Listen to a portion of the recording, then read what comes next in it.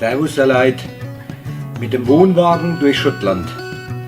Ja, im Internet findet man jede Menge Anregungen, wenn man mit einem Wohnwagen oder mit einem Campervan unterwegs ist. Jedoch ganz wenig oder eigentlich fast gar nichts, wenn man mit dem Wohnwagen in Schottland unterwegs ist. Ich wollte euch dazu ein bisschen was erzählen und das ist das erste Video, was ich jetzt mache in der Serie. Insgesamt wird es wahrscheinlich 16, 17 geben und alles weitere gibt es noch im Intro.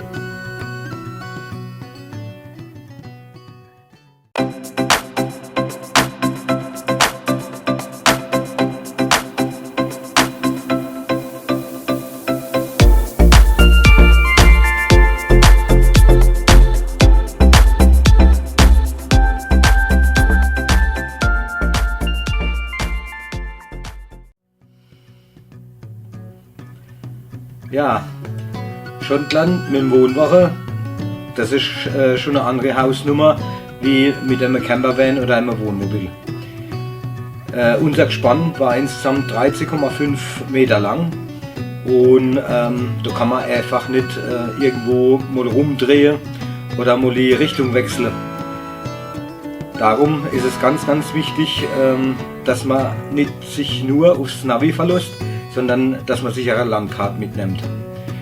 Wir haben auf unserem Trip uns für die Fähre von Rotterdam nach Hull entschieden, aus einem einfachen Grund. Erstens, weil es die günstigste war und zweitens, weil die günstigste Alternative eigentlich ist, von Calais auf Dover überzusetzen.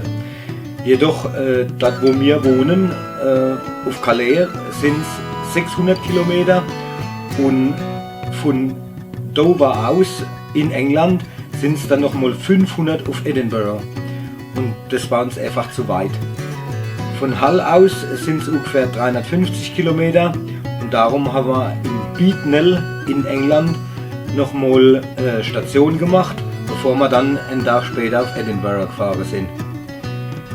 Ich wünsche euch viel Spaß bei dem kleinen Bericht. Wie gesagt, das ist der erste Teil von 17 und wäre toll, wenn ihr mal einen Daumen nach oben gebt und ihr könnt jederzeit eure Frage stellen über YouTube. Ich würde die gerne beantworten. Okay, viel Spaß beim Film.